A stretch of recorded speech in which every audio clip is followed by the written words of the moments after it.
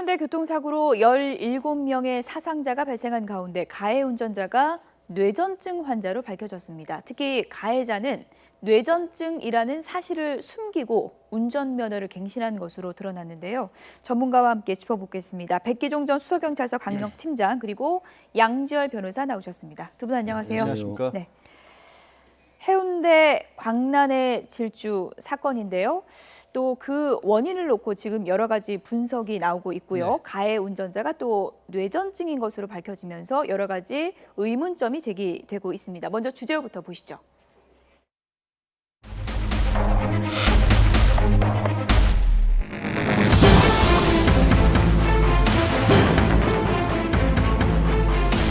차 굉음 소리도 나고 뭔가 파편 같은 게 튀는 소리가 신호위반을 해서 여행을 치고 나가서 또 마주오는 그 페이지를 받는 바람에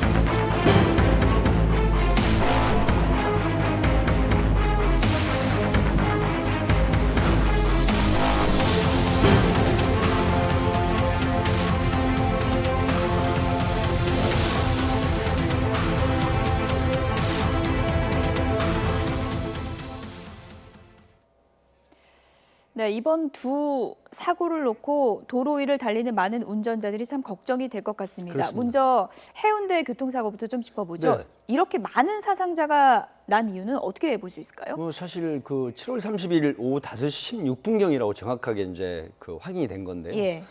이 경우는 교차로에서 녹색 신호. 이제는 녹색 신호, 그러니까 횡단보도에 녹색 신호를 보고도 정말 이제 걱정이 앞선다는 표현을 먼저 드리는데 예. 사실 44세 된 어머니와 18세 된 고등학생이 경기도에서 해운대로 피서로 왔죠. 예. 그다음에 그 뒤를 따르는 다른 일행의 15세 된 중학생.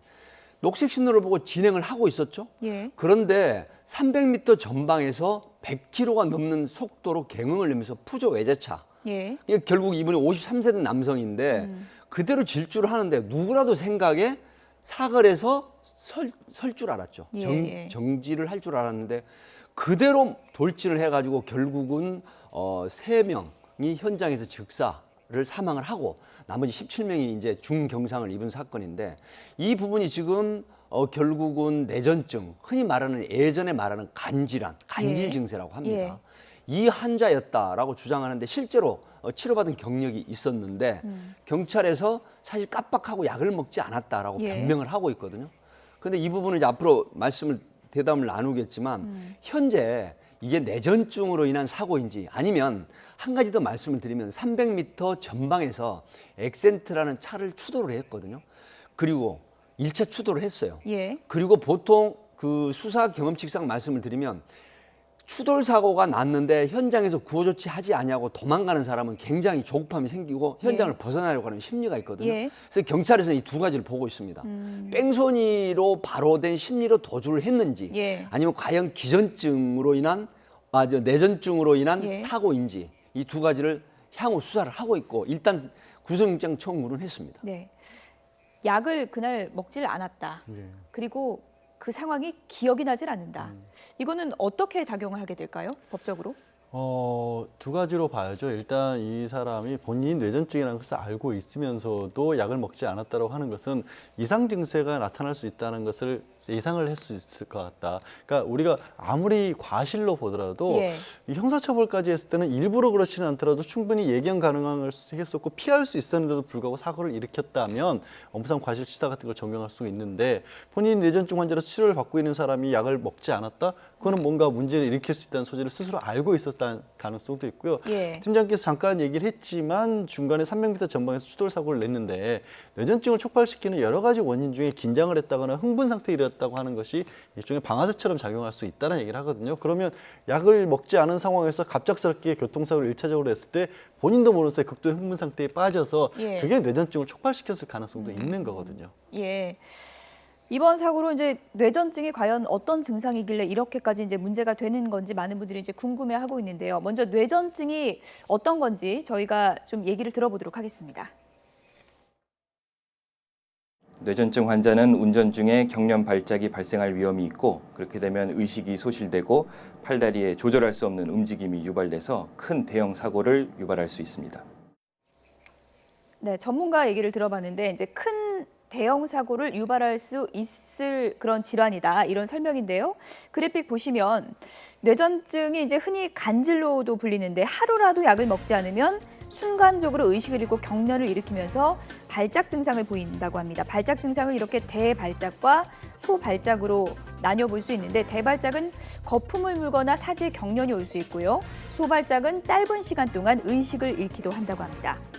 그 원인은 다양하다고 하는데요. 유전일 수 있고요. 교통사고로 인한 뇌 손상 때문에 발병을 하거나 산모가 분만 중에 아기의 뇌에 산소 공급이 안 됐을 때 혹은 뇌염이나 수막염을 앓은 뒤 후유증으로 뇌전증이 발병할 수 있다고 합니다. 네, 지난 2013년 기준으로 보면요. 전국 뇌전증 환자 수 13만 6천여 명입니다. 성별로 보면 남성이 55.8%, 여성이 44.2%가 이 병을 앓고 있습니다. 그런데 뇌전증으로 인한 교통사고, 이번에만 문제가 된 걸까요? 과거에도 이런 일이 있었습니까? 과거에도 많이 있었습니다. 2011년 4월 25일경에 제가 기록을 한번 봤거든요. 예. 근데 이제 의무보험 가입을 하지 않은 화물차 기사가 결국은 사고를 그 오중 추돌 사고를 냅니다. 예. 그래서 진단이 2주, 4주 하고 최대 400만 원 정도의 재물 파손. 이거를 기소를 했어요. 그런데 교통사고 처리 특례법, 도로교통법, 자동차 손해배상보험법으로 기소를 했는데 예. 결국은 이분이 그 당시에 치료받은 전력이 없었는데 사고 예. 후에 뇌전증으로 밝혀졌어요. 예. 그래서 결국은 부산지검에서 기소를 했는데 이 보험이 들지 않은 자동차 손해배상보험법만 기소 유죄로 보고요. 나머지는 무죄 추정으로 선고를 했는데 항소심에서도 똑같은 판단이 나왔거든요. 예. 그런데 본인이 이 당시에 사물 변별이나 의사결정 능력이 결여돼서 심신 상실의 상태다라는 게 진단을 통해서 밝혀졌습니다. 근데 이 사람은 그래서 결국은 이 교통사고를 무죄 처분을 받았어요. 고등법원까지 가서 항소심에서도 무죄 받았고요. 또 하나 뇌전증 환자가 2014년 10월 23일 인천에서 일어난 건데 이 경우에는 1년 전에 뇌전증 치료를 했고 그다음에 전력이 있었음에도 불구하고 예. 현장에서 이 추돌을 하고 나서 그다음에 도주 뺑소니 사고를 냈는데 결국 이 사람은 변호사가 변호를 했음에도 불구하고 유죄로 이 뇌전증 환자라고 해도 유죄로 받았는데 사고 당시의 상황, 그다음에 치료 전력, 그다음에 사고 후의 대처 능력이나 대처 상황 이런 걸 종합해서 결국 뇌전증 환자라고 하더라도 모두 무죄를 받거나 아니면 유죄를 받거나 하는 건 아니고 그때 당시의 상황, 그다음에 그 심신미약의 상태냐 아니냐 예. 이걸 따져서 결국은 유무죄가 갈리는 상황입니다. 그러니까 이제 뇌전증을 앓고 있다고 해도 지금 뭐 사고 장면을 다시 봐도 상당히 좀 끔찍한 그런 상황인데 같은 뇌전증이라고 해도 그 상황에 따라서 또 그 가해 운전자의 상황, 그러니까 인지 여부에 따라서 달라진다는 건데 이번 사고의 경우에는 어떤 부분이 가장 크게 이제 중요 변수가 될까요? 이렇게 한번 비유를 들어보죠. 예. 만약에 어떤 사람이 이건 이제 실제 사례가 된 경우기도 합니다만 술을 많이 먹었을 때면 본인은 의식이 잃은 상태에서 늘 습관적으로 폭행을 하는 사람이 있었습니다. 그런데 그 사람은 폭행을 하기 위해서 술을 먹은 건 아니지만 이런 일이 몇 번 반복이 되다 보니까 예. 내가 술만 먹으면 자꾸 사람을 폭력을 행사하는 버릇이 있다는 걸 알게 됐습니다. 예. 그런데 그런 사람이 자제를 하지 않고 술을 마셨고 마신 상태에서 의식은 없었지만 또 폭행을 저지르면 그걸 처벌을 해야 될까요? 말아야 될까요? 그러니까 제가 이런 경우라면 지금 사고를 일으켰을 때 이 사람은 명확하게 의식이 없었을 가능성이 굉장히 높지만 예. 본인이 약을 안 먹었고 또 이전에 뇌전증으로 치료를 받았고 또 이전에 교통사고를 일으켰던 전력이 있습니다. 예. 그때는 다행히 인명사고는 없었지만 그러면 그때 한 3차례 정도 뭐 심지어 보행로로 차가 올라가는 그런 사고까지 일으켰거든요. 그러면 아는 거죠. 아, 내가 뇌전증 증상을 운전 중에 일으킬 수가 있고 사고를 일으킬 수도 있다는 것을 알면서도 부주의하게 약도 먹지 않고 대로로 차를 몰고 나왔다. 그렇다면 처벌받을 가능성이 있다는 거죠. 예견 가능한 사고였다는 겁니다. 제 말씀은. 네, 그러니까 가해 운전자가 내가 운전을 하면 좀 위험할 수 있겠다라는 걸 인지했느냐 안 했느냐가 중요 변수라는 건데 그렇습니다. 인지했는지 안 했는지는 어떻게 확인해 볼 수 있는 건가요? 제가 이제 처음에 예를 든 이유가 그런 거죠. 예. 이전에 그런 식의 비슷한 사고가 있었느냐 없었느냐가 기준이 될 것인데 이미 보험 처리를 했던 전력이 나오고 있거든요. 3차례나. 예. 그러면 이런 일이 또 반복될 수 있다는 것도 충분히 예상했어야 하고 무엇보다 이제 다시 말씀드리겠지만 얼마 전에 불과 지난달 7월에 운전면허 적성검사에서 갱신을 했었습니다. 예. 그때도 본인이 이 환자라는 사실을 밝히지 않고 그냥 갱신을 했거든요. 그 얘기는 뭐냐면 내가 분명히 문제가 있다는 사실을 잘 인식하고 있으면서도 그런 적절한 조치를 취하지 않았다는 거죠. 그러니까 갱신할 때 자기가 뇌전증이라는 걸 밝히지 않았다는 건데요. 많은 분들이 이제 운전면허 갱신 제도를 제대로 몰라 좀 이렇게 정확히 모르는 경우가 많은데 네. 이런 질환이 있을 경우에는 본인이 말하지 않으면 확인하지 않는 건가요? 사실은 그 수시 적성 검사가 아니고 예. 정기 적성 검사 같은 경우는 우리가 지금 규정이 10년에 한 번 하는 걸로 돼 있지 않습니까? 예. 그러면 청력, 시력, 그다음에 뭐 손발을 움직여봐라 예. 이런 정도고요. 아주 간단하더라고요. 네, 저도 본인이 해봤지만. 자복, 소위 말하면 내가 이러한 병명인데 정확한 진단을 해주십시오. 혹시 운전면허가 갱신이 돼서 계속 면허를 소지하고 있을 때 사고가 유발되거나 날 수도 있다라고 본인이 자복을 해야 되는데 하지 않았죠, 이분은. 예. 그리고 숨겼어요. 내 뇌전증이라는 게.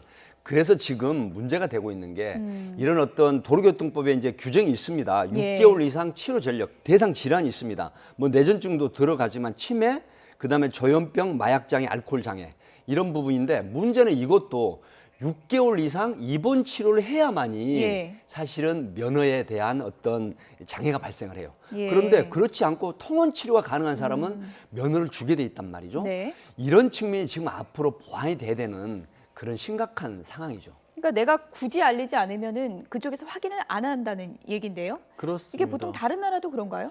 지금 그렇게까지 허술하게 관리되고 있는 경우는 없고요. 예. 일례로 미국 같은 경우에는 만약에 뇌전증이 있었을 경우에서 한 3개월에서 12개월 정도 관찰 기간을 가집니다. 그래서 그 관찰 기간 동안에 발작이 전혀 일어나지 않았다라는 증명이 나왔을 경우, 거기에 이제 특히 의사의 소견이나 이런 부분이 첨가가 됐을 때 예. 비로소 면허를 발급을 해준다던가, 아니면 수시적성 검사 같은 것을 굉장히 자주 또 뭐 비정기적으로 해서 도로교통 시험 자체를 다시 한번 치르기 위해서 정상적으로 운전이 가능한가를 확인한 뒤에야 발급을 해주는데, 지금 우리 도로교통법은 예전에 정말 운전면허라고 하는 것이 특별한 기능처럼 됐었던 시절에 만들어 놓았던 것이 그게 그대로 유지가 되다 보니까 예. 이렇게 좀 섬세하고 자밀하게 현재의 운전면허 제도, 현재의 도로 상황에 맞지 않는 부분들이 그대로 유지가 되고 있는 겁니다. 예, 그러니까 앞서도 얘기해 주셨지만 미국 같은 경우에 당뇨병 운전자가 그 면허를 받으려고 할 때 엄격한 심사를 거쳐야지만 이제 발급을 받을 수가 있고요. 그리고 이제 캘리포니아 주를 포함해서 일부 주는 치매 진단 시에 이제 운전을 아예 금지한다고 합니다. 그리고 이제 일본의 경우에는 75세 이상 노인이 이제 면허 갱신 때 인지 기능 테스트 이런 걸 한다고 하고요.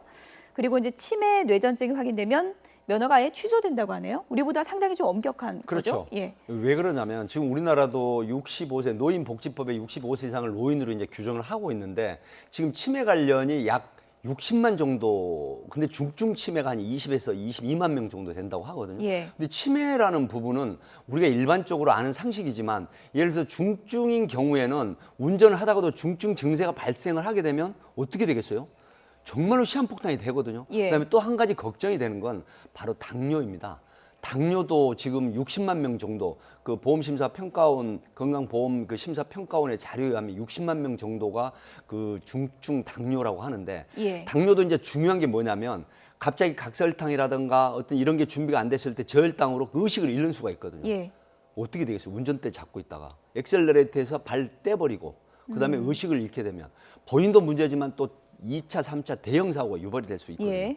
근데 이런 부분이 지금 걸러지지, 소위 말하는 필터링이 안 된 상태에서 계속 면허가 갱신이 되고 면허증이 발급이 된단 말이죠. 예. 이 부분을 어떻게 하면 보완하고 이게 이제 혁신적인 그런 네. 조치를 취해야 되나 하는 네. 요구가 나오는 것이죠. 이번 사고를 계기로 우리나라 운전면허 이 발급 제도가 얼마나 허술한가가 적나라하게 드러났다는 지적이 나오고 있는데요. 지금 뭐 국회에서도 이걸 좀 바꿔야 되는 게 아니냐라는 목소리가 나오고 있습니다. 새누리당 하태경 의원의 얘기 들어보시죠. 우선 보건복지부에서는 정식으로 운전면허를 정지시켜야 하는 질병의 종류와 기준을 정확하게 결정해야 할 것입니다. 참고로 선진국에서는 저혈당 쇼크가 올 수 있는 중증의 당뇨, 중증 치매, 뇌전증 등이 이에 해당한다고 보고 있습니다. 기준이 결정되면 국민건강공단 같은 의료기관이 면허 발급기관, 즉 도로교통공단이나 경찰청 등의 해당 명단을 통보해 1차로 대상자의 운전면허를 긴급하게 정지시키는 것입니다. 네, 일단 뭐 대상자의 운전면허를 긴급하게 정지시키는 것도 고려를 해야 된다라는 이제 하태경 의원의 얘기를 들어봤고요. 보완해야 될 점이 많죠. 예, 저도 공감을 합니다. 지금 6개월 이상 해당 질환에 6개월 이상 입원 치료 전력자에 한해서 이런 시스템이 있습니다. 수시 적성 검사 대상자 분류라는 게 있고요. 그다음에 운전 적성 판정위원회 심사를 하는 게 있습니다. 예. 그런데 이게 이제 어떻게 되냐면 해당 의료기관에서 관할 보건소에 통보하면 관할 보건소에서 경찰청에 통보를 하고 경찰청에서 면허 시험장에 이제 통보해주는 링크해주는 게 있거든요. 근데 이게 지금 해당 질환의 대부분 모든 사람들에게 예산과 인력을 확충을 해서 예. 통보하는 시스템이 갖춰져야 되잖아요. 근데 6개월 이상 미만인 경우에는 예. 이 시스템이 적용이 안 돼요. 이게 너무 이상한 게 아니겠습니까? 그래서 이런 게 방치되면서 결국 해운대 같은 사고가 네. 발생을 한다. 이렇게 보는 요인으로 예. 보는 것이죠. 그런데 실제로, 이제 예. 우리 경우에 이제 지자체 같은 데서도 그렇게 그 강력하게 제재라는 것도 필요하지만 예. 이미 우리 지자체에서 조례를 만들어서 예. 70세 이상의 어르신이 운전면허를 자발적으로 반납을 할 경우에 대중교통에 인해서 이용할 수 있는 비용을 이렇게 부담을 해주는 그런 제도를 도입한 것도 있거든요. 그러니까 적극적으로 우리가 지원책도 주면서 그런 분들이 불편하지 않도록 만들면서 네. 대신에 또 그런 분을 속이게 됐을 경우, 거짓말을 예. 했을 경우에 거기에 대한 제재도 함께 가줘야 이것이 줄어들겠죠. 지금 뭐 저희가 뇌전증 얘기를 했는데 얼마 전에 영동고속도로에서 봉평터널 쪽에서도 그렇습니다. 큰 사고가 네. 있었잖아요. 그 가해 운전자는 지금 뭐 기면 증세가 있었다. 네. 기면증 얘기가 나오고 예, 있어요. 기면증이라는 게 이제 소위 말하면 수면 발작. 예. 그러니까 운전 중에 갑자기 수면으로 인한 발작이 나거나 의식을 잃는 경우, 그다음에 잠이 들어버리는 경우입니다. 예를 예. 들어서 기면증 환자 같은 경우에 집안에서 음식을 조리를 하시다가 갑자기 졸아버리면서 화재가 발생하는 경우도 예. 있거든요. 이런 형태를 말씀을 드리는데 봉평터널에도 사실 21세 된 여고생 4명이 한꺼번에 사망을 한 너무 그렇죠. 끔찍한 사고였죠. 근데 본인이 주장을 이렇게 합니다. 6 내지 7km 전방에서 졸음이 왔다. 기면 증세가 나왔다. 그래서 지금 껌통에 있는 껌을 찾기 위해서 예. 그걸 보는 순간 앞에 서행하는 차를 보지 못하고 추돌을 했다라고 주장을 했거든요. 예. 하지만 이 부분은 지금 검증이 안 된 상태고 어쨌든 구속이 된 상태이기 때문에 아마 이 부분은 추가로 예. 정확한 의료 진단을 해야 예. 할 그런 상황입니다. 네, 봉평터널 저 사고 가해 운전자가 확실히 기면증이 맞는지 아닌지는 좀 더 추후에 확인해야 될 부분인 것 같고요. 만약에 기면증이 맞다면 기면증도 지금 운전면허 제도상에서는 허점이 있는 거죠? 아예 예. 그거는 이제 최소한 예. 간 질환 같은 경우에는 운전을 취득할 수 없는 결격사로 규정이라도 돼 있는데 기면증은 아예 빠져 있는 거고요. 기면증 같은 경우도 굉장히 드물긴 하지만 전국적으로 한 13만 명 또는 더 나가서 늘어서 한 40만 명 가까이 이르른다는 얘기도 있고 기면증이 또 무서운 게 그렇습니다. 이게 그 아까 좀 전에 봉평터널 기사 같은 경우는 과연 기면증이 맞냐라고 고개를 갸웃댈 수 있는 게 본인이 예상할 수가 없는 때 발생을 하거든요. 예. 그러니까 그 7, 8km 전에 졸렸다 이거는 기면증이 아니라는 얘기일 수도 있어요. 어떻게 예. 보면 그냥 예측이 불가능한 상황이 나오기 때문에 이 기면증 같은 경우도 실제로 이 도로교통법상의 운전면허 결격사유에 추가를 해야 될 필요성이 있는 거죠. 저거 말고도 다른 것이 있을지도 모릅니다. 사실 우리가 이제 저는 의료 전문가는 예. 아니기 때문에 예. 충분히 찾아보고 말씀드린 것처럼 제재도 하지만 예. 또 그런 분들이 자발적으로 또 운전을 안 하실 수 있게끔 도와드릴 필요도 있죠. 네, 뭐 뇌전증, 기면증, 뭐 전문적인 분야니까요. 하지만 제가 이제 얼핏 생각했을 땐 기면증 같은 경우에는 졸아서 사고 내고 좀 악용할 수도 있겠다 이런 생각도 좀 드네요. 물론 그렇죠. 예. 본인이 기면증이라고 이제 주장을 한다라고 하면 그렇다고 하더라도 만약 기소가 됐을 때 법정에서 기면증이라는 확실한 의사의 소견 진단이 없으면 받아들여지지 않기 때문에 예. 본인이 어떤 책임을 피할 목적으로 또 형 감경받을 목적으로 변명하는 경우도 있기 때문에 예. 그 부분은 의료인의 정확한 진단이 필요한 그런 상황입니다. 네. 끝으로 다소 황당했던 노숙인 얘기를 좀 해보겠습니다. 몸에 2억 원을 지니고 다녔고 그렇습니다. 2억 5천만 원이 들어있는 돈 가방을 잃어버렸던 게 아니고 잊어버렸던 거죠. 그렇죠. 그걸 다시 되찾았는데요. 그렇습니다. 좀 황당한 사연이죠. 30일 날 전남 목포에서 75세 된 남성이 2억 5천만 원이 들어있는 돈가방을 도난을 당했다고 신고를 합니다. 예. 근데 결국 경찰에서는 5천만 원 이상이면 다액으로 전담팀이 만들어져 수사를 해야 되거든요. 근데 대화를 해보니까 치매 증세가 있으면서 굉장히 그 약간의 그 노숙인 형태, 일정한 주거가 없는 분으로 생각이 들어서 미심쩍긴 하지만 그럼에도 불구하고 어쨌든 경찰에 신고를 받았기 때문에 예. 수십 명을 동원해서 그동안에 쭉 역추적으로 CCTV로 확인하면서 역추적을 해봤는데 예. 3km 전방에서 그분이 주장하는 파란색 캐리어 가방을 발견합니다. 예. 그래서 그걸 입회하에 열어보니까 5만 원짜리 다발이 쏟아져 나오는데 2억 5천만 원이 들어있던 게 사실로 밝혀졌죠. 예. 이제 그렇게 됐는데 몸속에는 또 1억 원짜리 수표 2장. 그래서 토탈 4억 5천만 원을 가지고 있었는데 예. 이분은 지금 혼자서 15년 이상을 살았다라고 예. 주장을 하는 건데 그분을 경찰에서 이제 지문 채취를 통해서 한 시골에 있는 형수, 그다음에 서울 사는 40세 된 아들에게 연락을 해서 결국 경찰에 이제 출석 요구를 해서 대면을 시켰는데 나 아들한테 돌아가지 않을래. 내 돈 예. 내가 가지고 내 갈 곳으로 갈 거야라고 주장을 한 그런 사건입니다. 네. 돈을 어떻게 모았나도 참 궁금했었는데 본인이 이제 예. 젊었을 때는 다른 집에서 뭐 종업원 같은 것도 일을 했었고 예.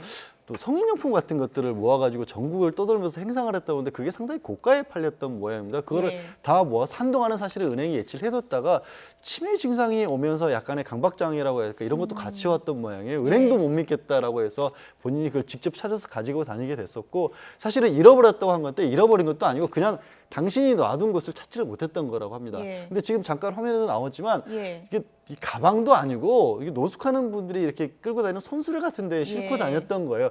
만약에 저게 멀쩡한 좀 고급스러운 가방이 있었으면 예. 못 찾았을 겁니다. 어떻게 보면 누군가 열어봤을 가능성도 네. 있고 좋은 분이 발견했으면 이렇게 돌려드렸겠지만 네. 가져갈 수도 있는데 누가 저런 파란 가방도 아닌 저 짐꾸러미 예. 같은데 설마 2억이 들었다고 생각도 못했으니까 그냥 아무도 안 고스란히 가져간 거죠. 아무도 손도 안 댔던 거죠. 그래서 예. 고스란히 찾았던 겁니다. 네.